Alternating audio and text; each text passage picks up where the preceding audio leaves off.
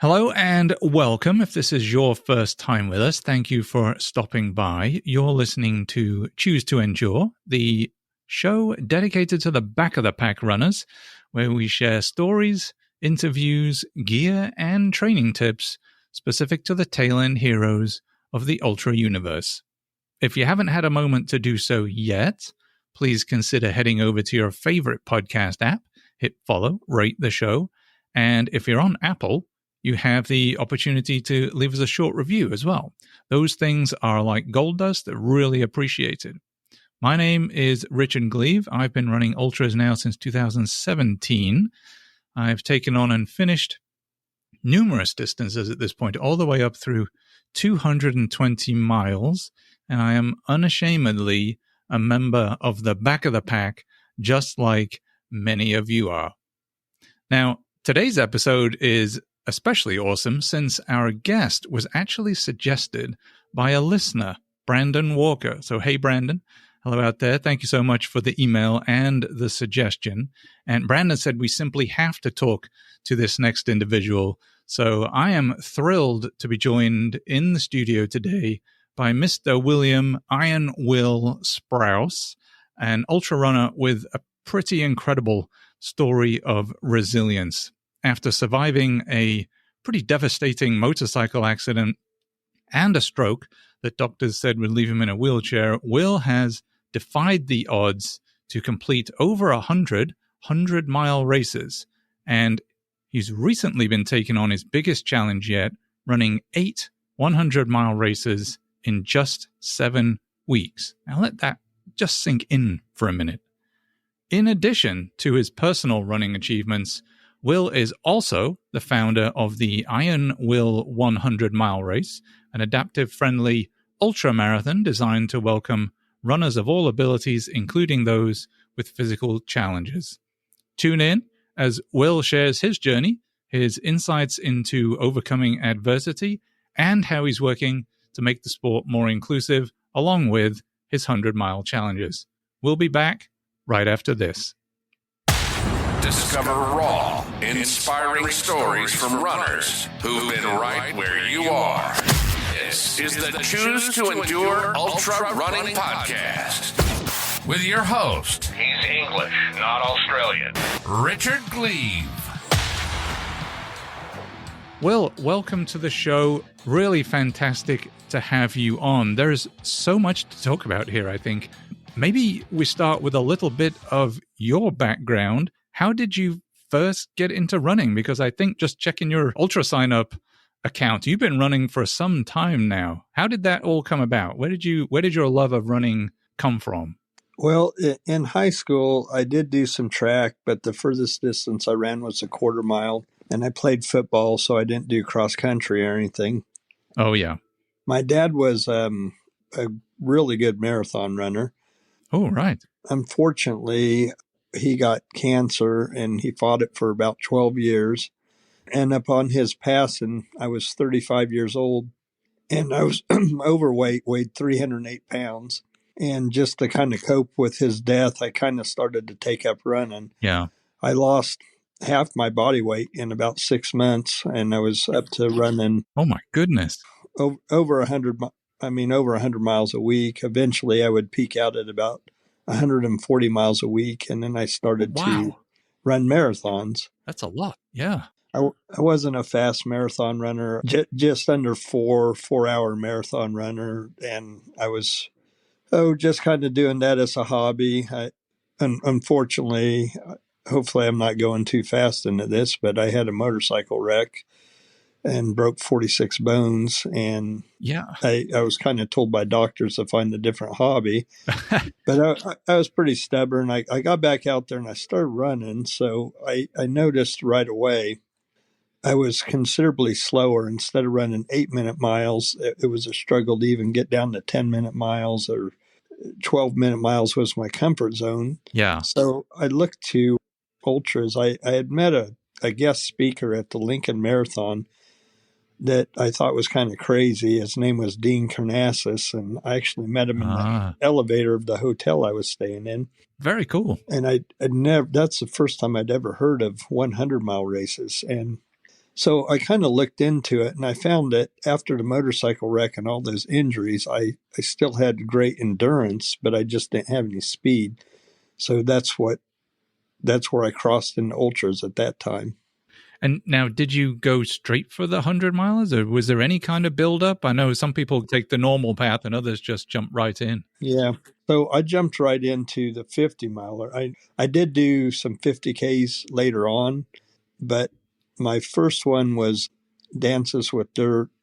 It was Devil's Lake, which is a pretty brutal 50 miler. It's technical trails and Right. a lot of elevation gain. I was hooked. I actually ran that trail marathon in road shoes. I had no clue what I was doing.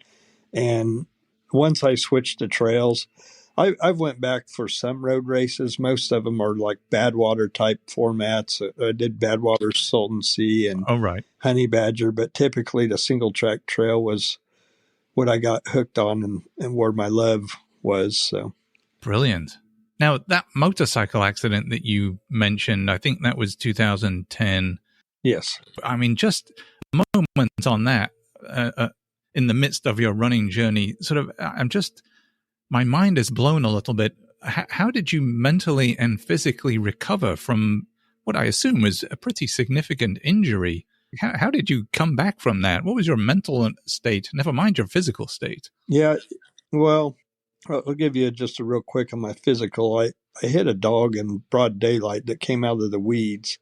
It was about 4 p.m. And when I hit the dog, it flipped me over the bike, but my right foot got caught in the brake pedal or the brake lever and snapped my right toe in half. So I knew before I even hit the pavement that I'd broken my right toe. And as a runner, I was already mad about that before I even hit the asphalt. Yeah, it's kind of crazy.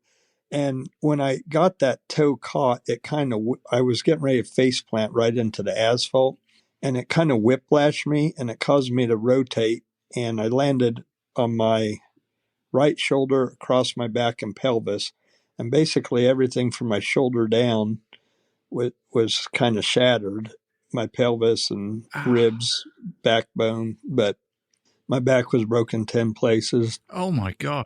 23 of my 24 ribs they weren't just broke, they were just obliterated into me and just shattered. And I don't know, they had me so drugged up for the first few months. I don't remember a lot of it. I did a lot of sleeping, and I finally broke myself off the pain meds and actually asked them to quit, doping me up. And then I didn't feel any pain until they started to take me off of that. But yeah, I bet. I got back to running. That happened Memorial Day weekend of 2010.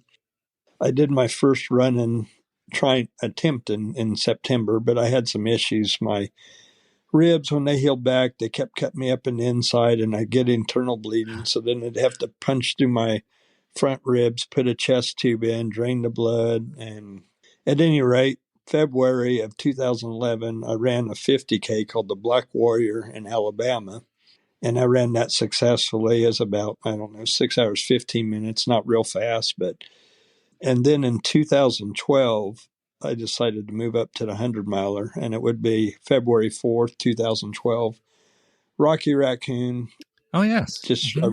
I remember as a torrential downpour, heavy rain, muddy, sloppy conditions. I think I finished at around 27 hours, but that was my first 100 miler. And after that, I was just completely hooked on the 100 miler. In fact, if you ever look at my ultra sign up, there's almost nothing but 100 milers since that point. I did look at that. Yes. And that was going to be my next question. Like, what about the Rocky Raccoon in the downpour, the mud, running around Huntsville State Park there? I mean, what was it that hooked you on the 100 miler? Was it more the distance, the challenge? I think it was the distance, the challenge of, the first 3 miles of that race is extremely technical with the roots, and then you go onto the fire roads. And I think it was more the distance, but I just one thing I found, I finished Cajun Coyote 5 times, and that race eventually turned into Loup Garou. Oh, right. Mm-hmm. And it's the same course, but I think I love those pine trees. I like going down in the southeast whether Mississippi, Georgia, or Texas, and just the smell of running through those pine trees. Of course, I've ran Black Hills 100 that has a similar deal, but it's a little more hilly, a lot more hilly actually. But and then Levitt is a beautiful course, but I think a lot of it was the beauty of the wilderness and, like you said, just the distance of the 100-mile. Yeah, and you really took off with that distance after that. And is that right? You're now at over 100 milers? Yeah, I think I'm at 109, give or take one. I haven't been counting lately. Wow. But yeah, so I think it's right around 109, somewhere in there. Yeah, well, and that's also including, I mean, the motorcycle accident isn't your only big scare challenge that you've had along the way either. I mean, in 2020, you had a stroke. And so how did you manage to overcome that challenge and, all the challenges that followed in life, as well as trying to continue running after a stroke? Well, 2020 was a crazy year. That's the COVID year. Yeah. I was actually registered for 36 100 milers, and I had a goal of doing 3 per month. In 2021, I planned on trying to run 1 every weekend, which would have been 52. So 2020 was my training plan I thought, well, I'd just start with 3 in a row, 1 off, 3 in a row, 1 off. So January, February, no issues. Finished the first, rattled off 6 right then in those months. Then COVID came along and they started canceling races. I was, in fact, so desperate that year, I actually ran a 100-miler. It's a 24-hour race around a quarter-mile track. Oof. And I finished in under 24 hours to get the credit for the 100-mile. But I mean, that if that tells you how desperate I was to get 100-milers in, that's the only quarter-mile track one I've ever ran. It wasn't as bad as I thought it was. I just kind of stayed focused with my pace, and before long it was over. So right after Dinosaur Valley, it was a pretty tough 100-miler. It actually required the runners to wear a mask the entire time. Wow. I don't think it had anything to do with my stroke, but 3 days later, I got a pizza restaurant, and I went to work there, and I got a headache. And I've never had headaches in my life. Everybody says, I'm crazy because I never had a headache. I got this weird headache, so I went and sat down. The pain went away in about 10 minutes. Got up, and my employees noticed right away that side of my face was drooping and I was slurring my words. So we knew I was having a stroke. So I went to the ER at the closest hospital, which they rushed me to a bigger hospital. But I had a hole in my heart from when I was born that was undiagnosed. So right. I never knew about. But what happened was between the 2 chambers, blood had coagulated, caused the clot, and then it shot up into my brain. So my brain damage was in the medulla, which is part of your brainstem. Unfortunately, for that type of stroke, if you have a stroke and get brain damage in other parts of your brain, I was understood that different parts of your brain could take over for that function, but there's nothing that can take over for medulla damage. But I'm starting to question that now. But I hit a plateau for a couple of years after the stroke, but I feel like I'm getting better and stronger, but I do have significant disabilities. So I by the time this happened, the stroke happened about 4 p.m. I'm guessing on this, I'd say probably by 10 p.m. I'd lost my ability to swallow, to see. Of course, I couldn't stand. I lost a lot of movement abilities.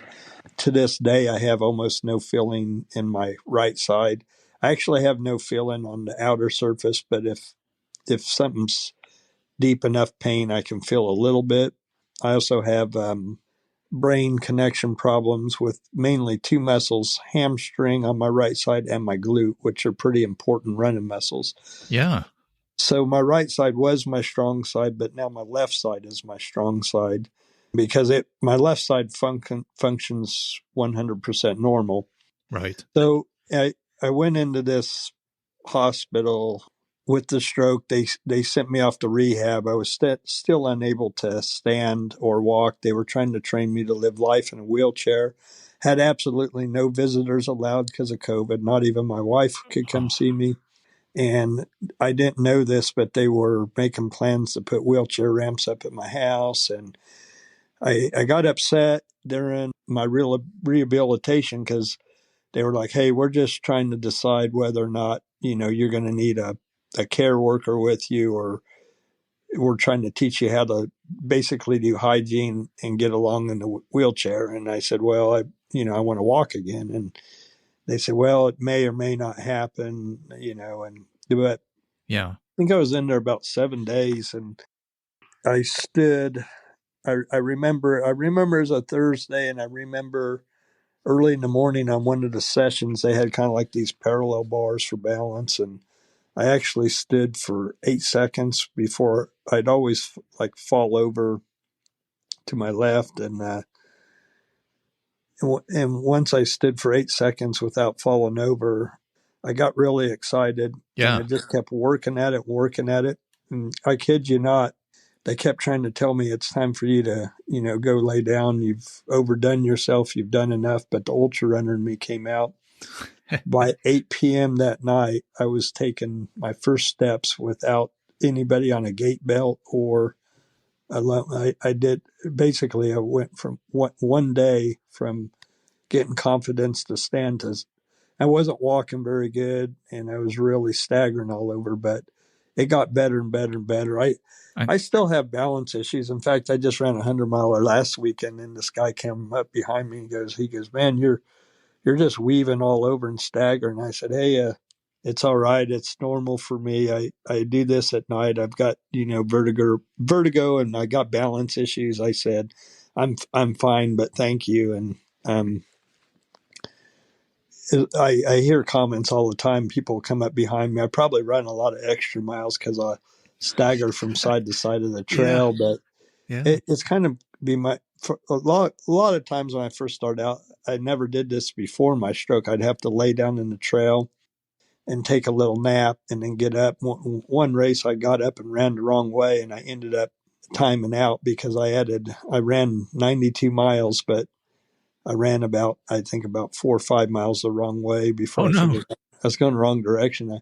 So now if I take a nap, I put some type of marking as to which direction I'm going. Yeah. So yeah, I started walking, and then the insurance said, like, okay, you've exceeded way more than expectations. So they weren't going to pay for me in rehab no more. So I had to go to they'd pay for outpatient.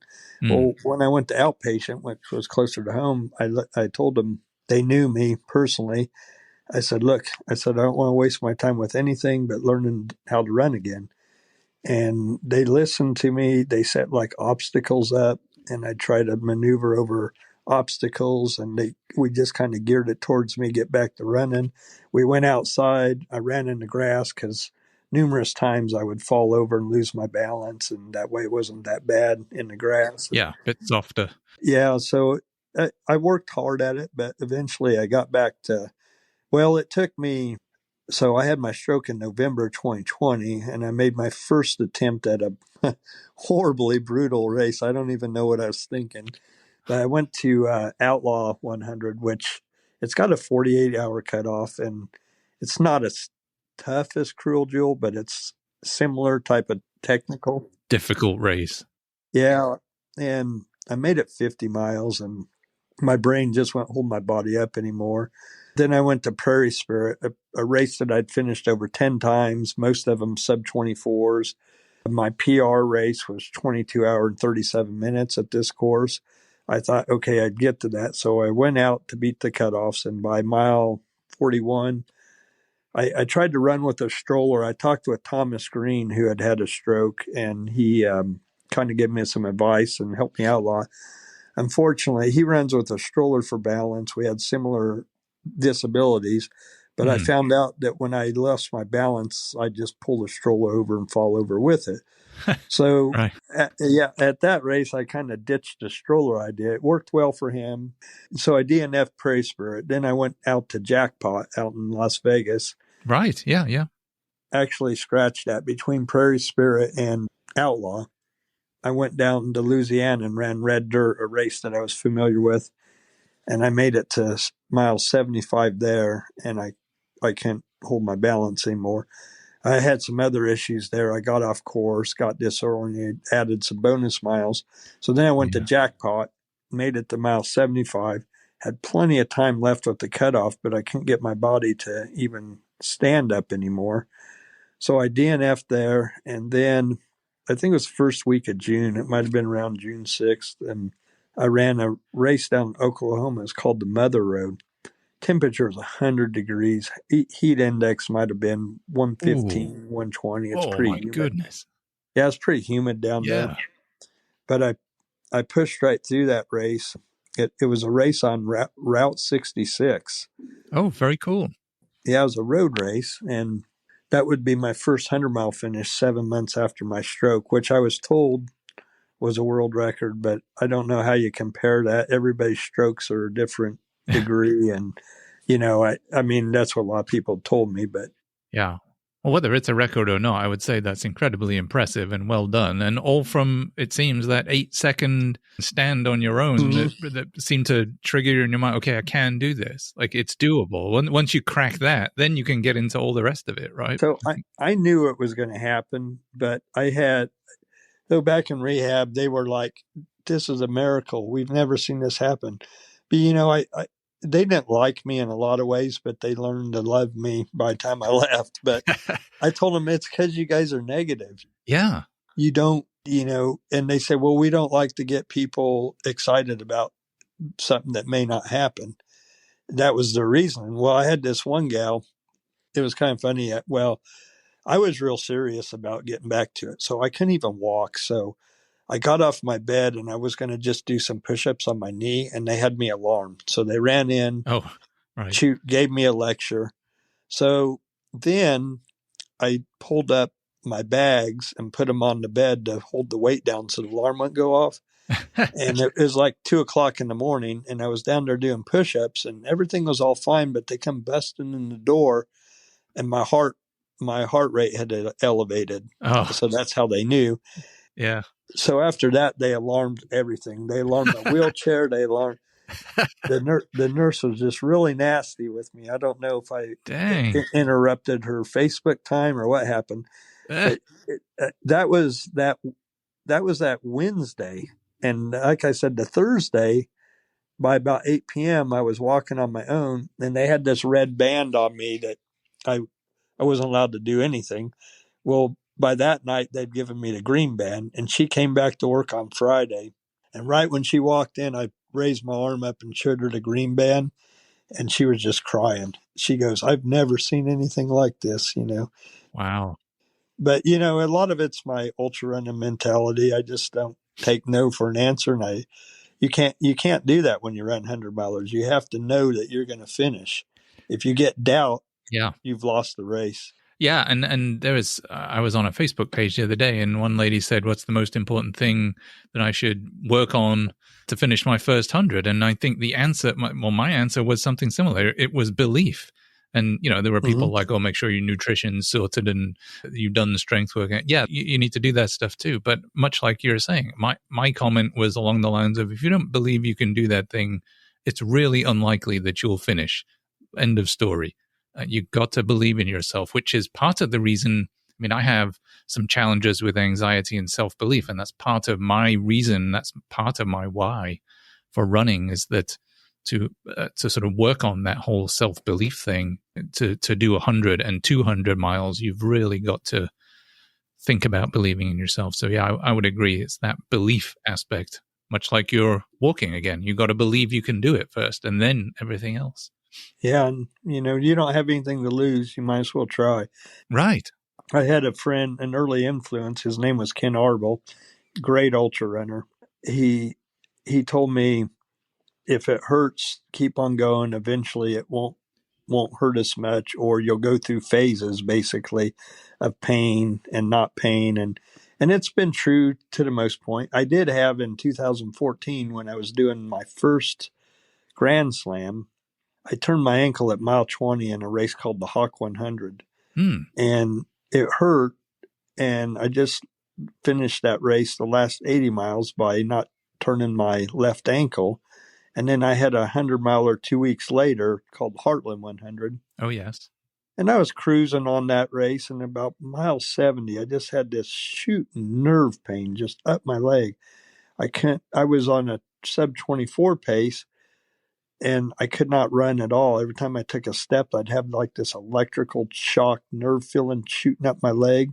But I was able to walk somewhat comfortably. So I walked the last 30 miles, finished the slam, went to the hospital and got an MRI. And they said, well, when you turned your ankle about 3 weeks ago, you broke your fibula about 4 inches below your knee.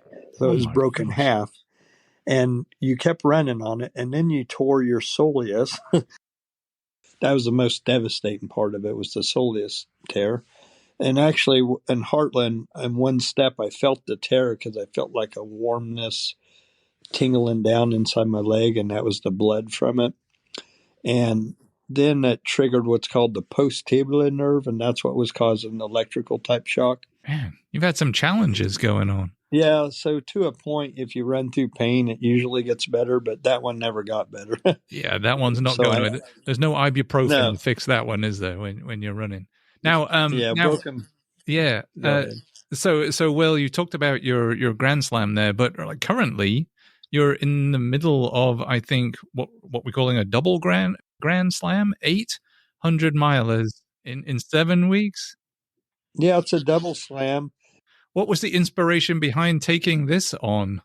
So I had done 5 previous Grand Slams, and then I've also done another runner or another race director created something called a super slam, which was basically 5 100 milers. And I did that twice.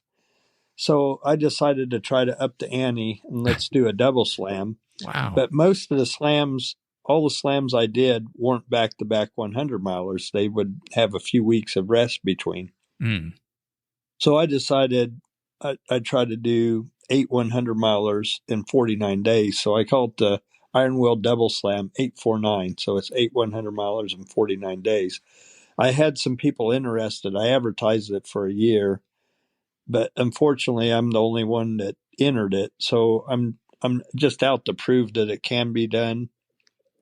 There's a lot of runners out there that are capable of doing it. It's just their schedules didn't work out.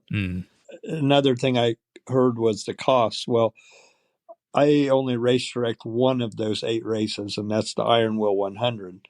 And I chose 8 races from 8 different race directors, so nobody, is benefiting twice from it. So yeah, I did it that way for a reason. So, well, it's a terrific challenge, and good for you for going after it. I am trying to figure out, though, how do you kind of manage the physical and mental fatigue that comes when you run 100 milers back to back like that? What do you have a strategy, or how do you manage that? Yeah, I don't know how to explain it. So typically most 100 milers start about 6 a.m. on a Saturday, and I'll leave. Usually most 100 milers I run that are 5 to 8 hours from driving distance from my home. Right.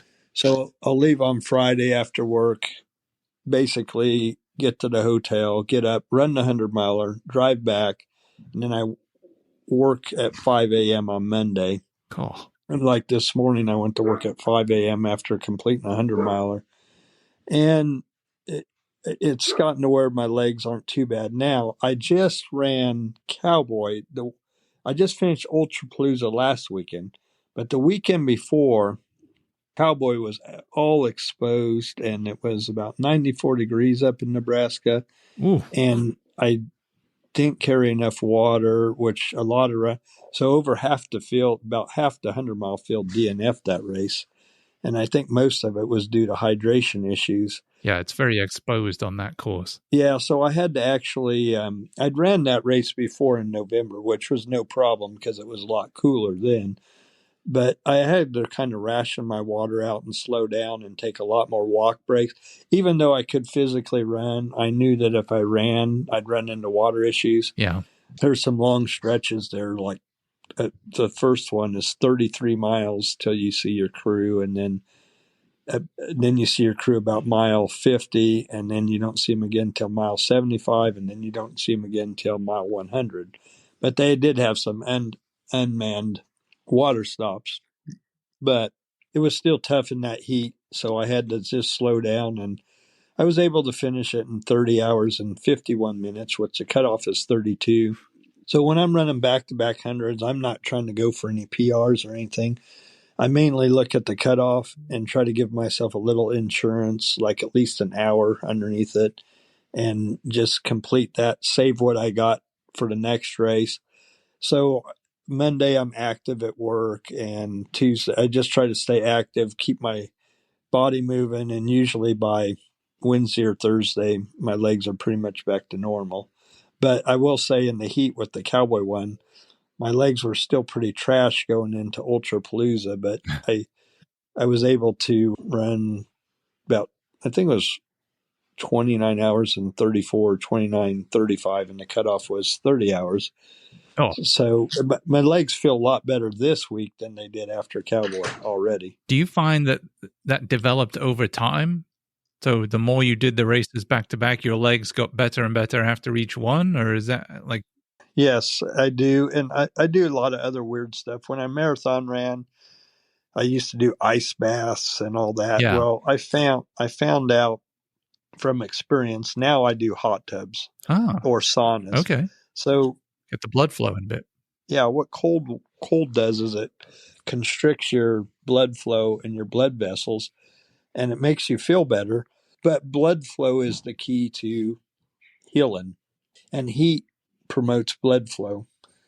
So I've learned, instead of doing ice baths, I do like hot tub or sauna, and that heals you faster than ice bath. Ice baths, like I said, they make you feel better pain wise. Yeah. But heat promotes blood flow, and blood flow is the key to healing because it's whisking away dead cells and trash and bringing in new to rebuild your cells. Brilliant. And I've swore by that. And I'm not a medical guy nor scientist. I've just learned by trial and error. Yeah. Tricks. Well, there's a lot to be learned from experience. When you're doing these things and you're doing them to the nth degree, we'll definitely take on some of that learned knowledge for sure. Now, this past race was number 3, I think you said, or was it number 4 of your 8? It's number 3. Number 3. What do you got coming up? What are 4 through 8? I got Tulsa Urban, which I've ran numerous times, and usually it's around 100 degrees, and it's humid in Tulsa, and sometimes the heat index can be, 115, 120. Fortunately for this week, the forecast high right now is 80 degrees. I've never ran it that cold. Yeah. So that's going to be a relief. So I'll go to Tulsa Urban, and then I'll head over to Illinois and run Hennepin, which I've ran that race before. That's a canal race, isn't it? Hennepin? Yeah, canal. It's somewhat point to point. There's two small out and backs, but other than that, it's point to point. And then after that, I'll go do Heartland, which is pretty hilly. I've ran that a lot, and weather can be an issue there. And then I'll run Pumpkin Holler, which is similar to Heartland. It's very hilly. And then I'll go back to the Fall Prairie Spirit race for number 8, and it's got a 30-hour cutoff, which is, since I've had the stroke, 30-hour cutoffs are pretty challenging to me. That's why all 4 of my races that I race direct now have at least a 36-hour cutoff. One of them is a timed race, a 48-hour, but the other 3 all have 36 cutoffs because I want to give people an opportunity to finish. I didn't think before I had my stroke, I thought, 30 hours isn't that tough. That's easy, Yeah. And I never really considered till I became disabled. It's like, well, I want other people to have the opportunity to do a 100-mile race. Even doing a 100-miler within 36 hours is a great feat in my opinion. Yeah, it can be for Yeah, sure, it is. depending on you and the terrain and the weather, and there's all sorts go into play, I think. It's actually harder. I mean, it was easier for me when I ran them under 24 hours to, you get done and you start recovering and then you run another. Well, because you're out on your feet another 6 or 10 hours or whatever, your body's more trashed than it was when you, and I know it sounds crazy, but from experience, I found that's true. Absolutely. Well, let's talk a little bit about that's a nice lead into our Iron Will 100 conversation. So, tell us a little bit about that race and what inspired you to create the Iron Will 100, and how did you go about designing it to be adaptive friendly, if that's a term? Yes, so I chose a race. It's a nice course in mostly trees along a river. It's a rail trail format, but it's not actually a rail trail. But it's identical type surface. Yeah. And I wanted it to be to where if somebody wanted to use a stroller for balance, you could use it on that type of surface. Right. So the very first inaugural year, I had a good friend. He's a ultra runner I've ran a lot of miles with. His name's Dennis Wilson from Lincoln, Nebraska. Okay. And I ran Hennepin with him after my stroke. And, we hung side by side and we both finished. And unfortunately, after that race, he suffered a stroke. Oh, no. So he came to my Iron Will, and he was there again last year, but he completed a 50K, and it was, amazing. And he's still getting better and better. He finished 100K at my Iron Will this year, and I know he's going to get back to the 100-mile thing again too. But that's the kind of thing I was kind of looking for, is to, give people with all abilities, even if they don't have a disability, even if they just want to run 100-mile, but they can't quite beat the cutoffs. I mean, I've ran, and I'm not bashing these races, but I've ran like Leadville and Pinote, where they got you running like 10, 12-minute miles to get to the first aid Pretty station aggressive. in 3 miles, and they just eliminate the field. And I'm more of a, numerous times I've negative split hundreds, so I run the second half faster than the first half. And I'm more of a patient runner, where, like right now, if it's a 30-mile cutoff, I'm all right with running all 30 miles at an 18-mile pace, 18-minute mile pace, which comes out to 30 hours. And with early cutoffs, you can't run that kind of race. And I know numerous other ultra runners that are like that. So with all of my races, we don't have any intermediate cutoffs. It's if you can do it at the end, that's good enough. And actually, I'm kind of flexible. If they go a little over, I'll give them credit. I'm not that hard on it. So. Fantastic. And have you had? I know you talked about your one friend there, but do you find that a lot of adaptive runners have come through the race? I mean, is the word getting out? How has the community response been? Yes, we've had mostly a lot of 70-year-old plus runners come there that used to be able to, run 100-milers that can't beat the cutoffs. Yeah. And that's mostly what we've had. I've had, say, Brandon Walker, who you said referred me. I seen him actually and ran with him a little bit at Cowboy. Yes. Yeah, that's what he was saying. Yeah. Yeah, he had a stroke as well, or something similar. I've talked to a lot of people who have, but yeah, I was kind of hoping to have more of a turnout, but I feel like I've given a lot of people buckles that wouldn't have that opportunity with a 30-hour cutoff. And, that's kind of what I'm after. Yeah, and I think it's still relatively new. I think it's only, at least this race anyway, the Iron Will, I think it's only a couple of years old, is it? Yeah, this was my third year. Yeah, so plenty of time.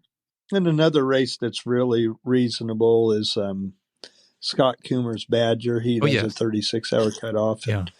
I've ran that, I think, around 3 times. That's kind of the type of race directing or whatever I'm kind of after. I'm not going to try to eliminate the field, in the first 10 or 20 miles. It's too hard of work to just give somebody a DNF because they time out like that. I love it. Love those races. I specifically look for races where there is more thought given to the mid to back of the pack folks, where there is more time to accomplish something, because Right. we're all trying to get to a goal. We're all trying to meet a challenge. And yeah, the elites are great and all, but I love races where they kind of go out of their way to make you feel like, even if you're quote unquote slow, there's still plenty of opportunity for you to get to the Right. finish and to feel that kind of benefit. I think that's great. And, even if you're not slow, 100 miles is a long ways for everything to go right. In fact, Yeah. I've almost had never it all go right. You always have some type of hiccup. So let's say, you're starting out, then you got a tough cutoff, and unfortunately you get something like diarrhea that you got to go take care of, or just anything early, like you have a shoe problem and you stop to take care of it and you can't beat the cutoff.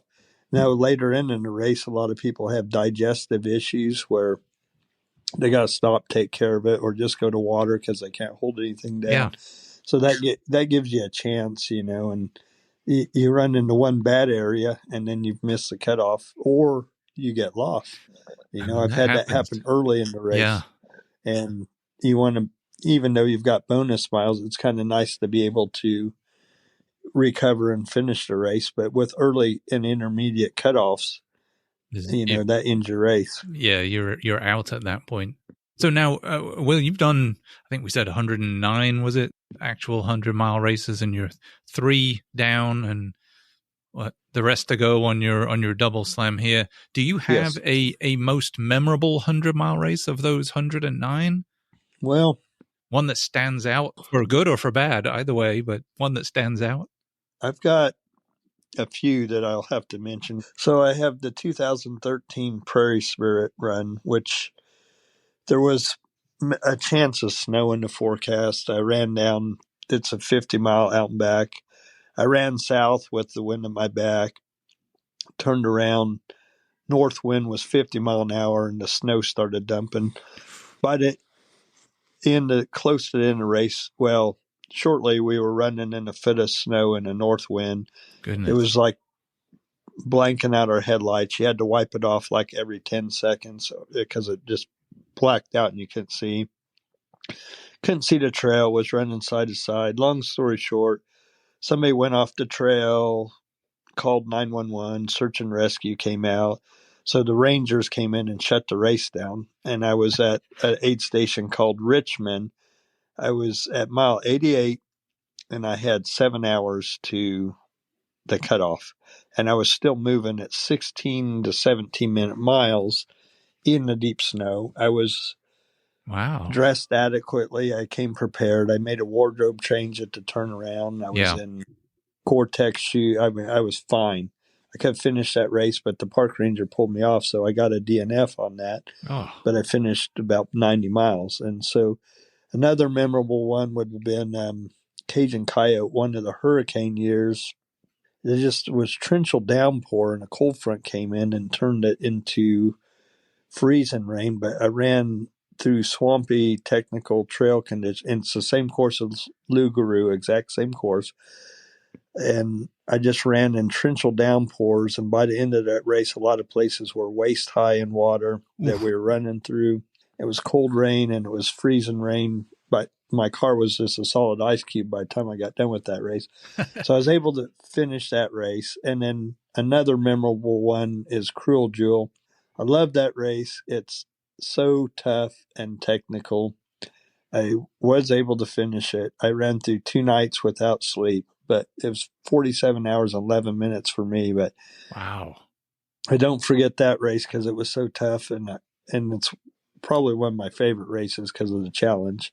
But I've ran a lot of other challenging races like Levitt's beautiful but tough. Black Hills is deceivingly tough, mostly because of the heat. I think it kind of creeps up. It's every time I've ran Black Hills, it's kind of a heat issue there. And I would say mainly probably the Prairie Spirit Blizzard race of 2013. And then I think Lougarou might have been 2013 as well. It was a rough year. Cajun Coyote, for the crazy a lot of people, that was the year that Texas got iced up and Paris, Texas got shut down. It was in December. That was the ice storm that hit there. Oh, yes. I don't know if anybody remembers, but it was pretty bad out there. Yeah. Now, well, given just the sheer volume of races you've completed, are there any lessons out there that you might have noticed for completing ultra runner or ultra races that others might not? I mean, you've done so many races. Like, what are some things that stand out to you that would say, hey, if I see somebody doing these things or talking this way, that indicates a pretty good chance of finishing or not finishing? You know, what do you look for in either yourself or somebody else that you say, oh, okay, I've seen that before. That's going to end well or not well? So one thing I see is a lot of runners go out way too fast. For a 100-mile race, you have to be patient, and I draw up a plan even to this day, and I kind of stick to a pace even though it seems slow, but I'm going for finishes. I'm not trying to podium. Yeah. And the strategy may be different if you're trying to win the race. But one thing I noticed this last race this weekend, there's a lot of drops. It was 94 degrees and humid. Cowboy was about 94 degrees and hot. It had a lot of drops. So what I do is I'll run a little faster earlier when it's cool. And if the afternoon's going to be hot, sometimes I won't even run at all. I'll just walk it and try to make it up at night. Because if you get your body temperature up in the afternoon, you're going to struggle at night trying to recover, and you're going to miss out on some valuable speed miles. And I even did that a lot at Rocky Raccoon. You know, Rocky Raccoon can be pretty hot most of the years I ran. I've finished it 7 times, and a lot of times it's hot and muggy in the afternoon. I'll slow down in the afternoon and then speed up through the night. And night running is some of my favorite because I'll kind of save my body for that. And then everybody else is dying at night because they've forced themselves through the heat. And then when you start passing people, it kind of gives you a little adrenaline. But my advice would be just to be patient, know what your time pace is and know what you can allow within reason.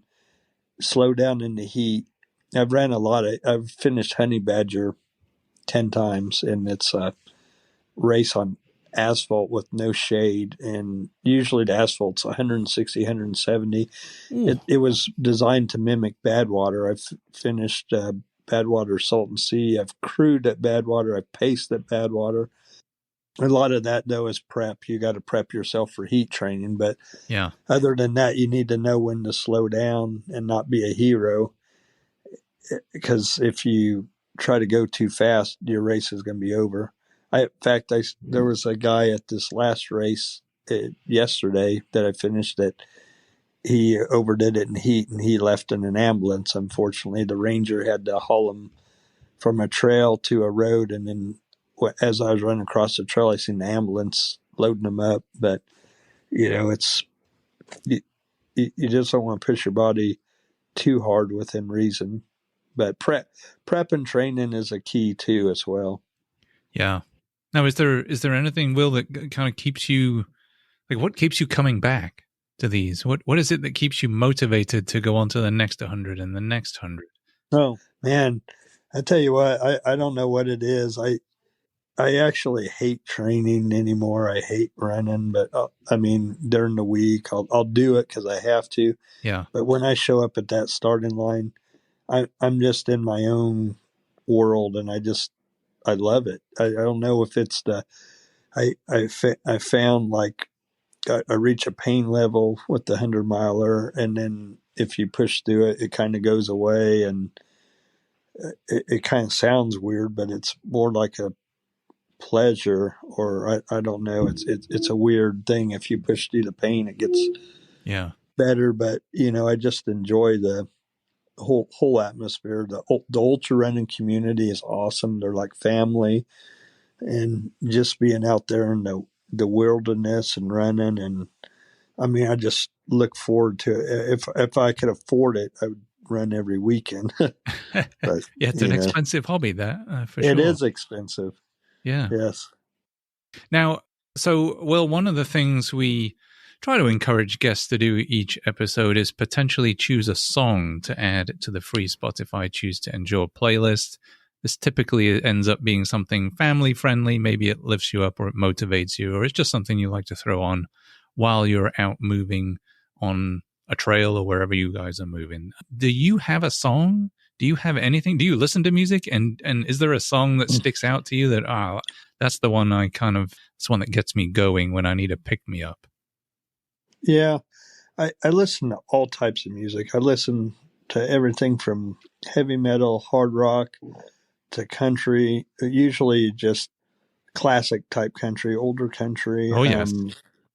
I even listen to a little bit of classical music and some pop music. I got playlists I kind of mix up, but I don't really have a particular song. I mean, I'd like about everything. That's fine. Yeah, that's fine too. Yeah, just a mix you of stuff. Probably throw about anything out there. I graduated in the 80s, and I was kind of into the hair metal thing back then, and I still like that music. But little Scorpions out there, or oh yeah. So I grew up in Germany for my first 11 years, and they were actually the first live concert I'd ever seen over in Germany. Brilliant.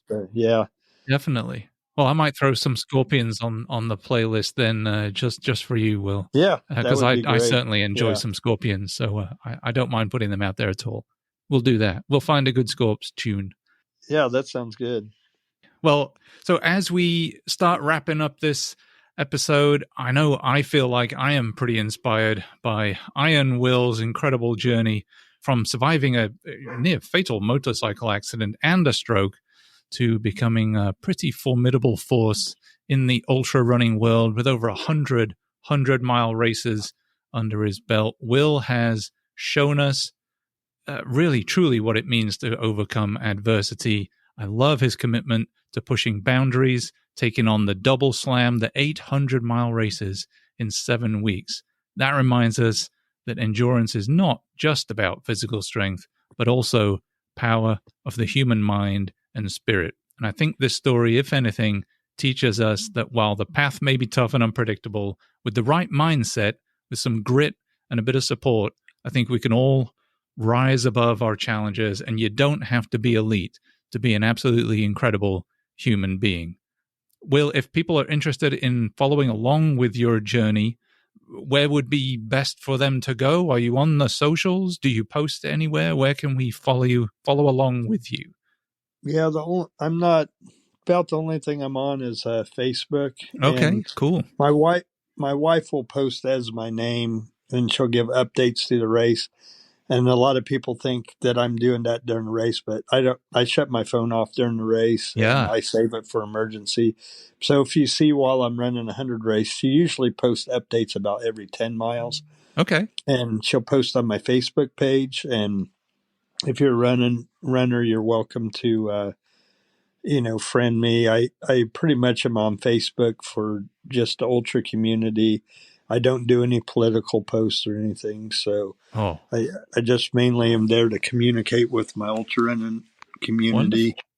And like every time I'm running 100, she'll post updates on what's going on and everything. So yeah, Facebook would be the best way. Wonderful. Well, folks, go out and check out Will on Facebook so you can follow along with his adventures as he looks to complete his double slam of the 8-100-mile races. While you're out there browsing around Facebook, don't forget to subscribe to this show here as well if you'd like. Get notified each time a new episode comes out. And, of course, follow, share, and review. That would be very much appreciated. Doing any of those things really helps promote the podcast, and that in turn gets the word out and increases the chances of other runners finding the information that awesome guests like Will have given up their time to come and share with us. You can find this show on Instagram, Facebook, and over at choosetoendure.com. So be sure to head over to any of those spots, check us out, send a message, say hello, suggest a topic, or like Brandon, suggest somebody we should go talk to if you have a moment. Really love getting all those interactions. So until then, run long, run strong, be iron like Will, and keep choosing to endure.